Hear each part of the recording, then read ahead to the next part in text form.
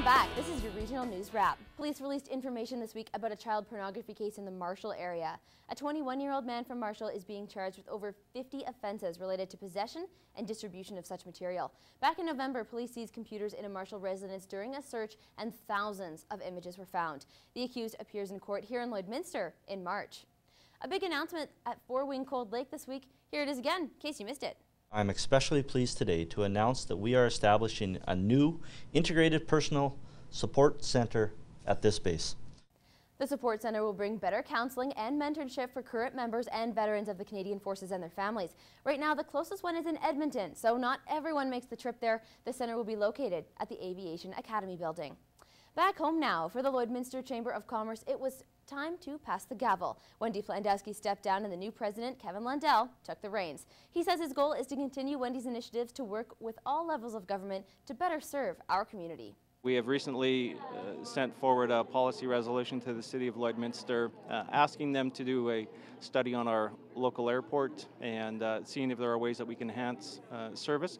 We're going to miss Wendy, but we welcome Kevin and look forward to how he can advance the chamber in this next upcoming year. Back in December, Lloydminster Minor Hockey and Boundary Ford joined forces to help the Lloydminster Food Bank. They rounded up 30,000 pounds of food, and this was the reward. For these 16 players, the Oilers game this weekend was about a lot more than just hockey. It was a once-in-a-lifetime opportunity to skate on the ice at Rexall Place and meet their heroes. I think that's one of the best parts about being in the NHL and stuff like that is, you know, having the fans, especially here in Edmonton. You can really tell that, you know, they're rabid hockey fans, and I grew up in Calgary, unfortunately, but I was a huge fan of the Flames. You know, I grew up, I knew every stat, every player, and you know, if I can give a wink to a kid or, you know, give them a puck in the warm-up, it's always a good feeling. The Small Stars were only on the ice for about 3 minutes, but I'm sure those memories last a lifetime. South to Kitskotty now, where staff from the Family Literacy Centre took reading on the road. It's a classroom on wheels, or also elegantly put, a cow bus. We're trying to give them lots of ideas beyond just the regular store-bought books and toys, more towards ideas with things they can make with things that they find around the house.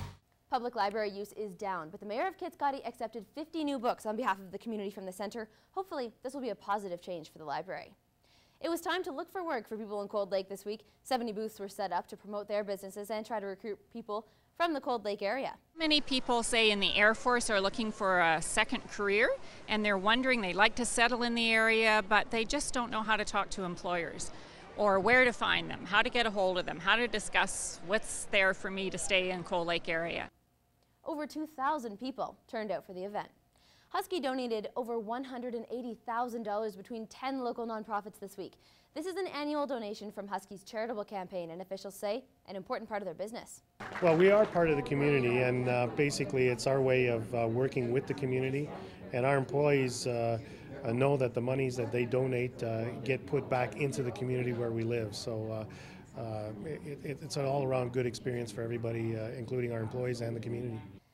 The charities were all thrilled with their donations, and most already have their plans laid out for the money. The Lloydminster SPCA recognized a top volunteer this week. This is Kelsey, and she started volunteering in October. Her teachers say the time at the SPCA will help develop her life skills now and into her adult life. Officials say her interaction with the staff and animals have come a long way. She's come out of her shell a lot more. When she first came in, she sort of just came in and went right into the back, and now we see her around more, and we definitely hear her interacting with the cats because she loves the cats. There's a new partnership between Lakeland College and the Art Institute of California. Credits acquired from the current 2-year diploma program for interior design can now be transferred to the LA school for a full degree. If they want to pursue further design opportunities, if they want to become licensed in the interior design profession, they need to have a degree behind their name in order to pursue that. She said transferability to the U.S. is just the beginning. They're working on more partnerships in order to make their students more employable. It's not all about employable, though. The books were down and the ladles were out at Lakeland also this week. The competition takes place every year and isn't above bribing judges and using top secret ingredients. Here's the Student Association's booth. Snooky Siesta, they call it. It was a big hit with the crowd with their hamburger salsa soup. We're going for the glory, yeah. Hence why we dressed up, and we have the best soup here. I don't know, it's pretty tough competition. They all look really, really good. Sounds, and I'm sure tastes, like a lot of fun. That's your regional news wrap. But stay tuned. After the break, we head to Bonnyville for their annual Health Foundation Gala. That's coming up next on Around the Region.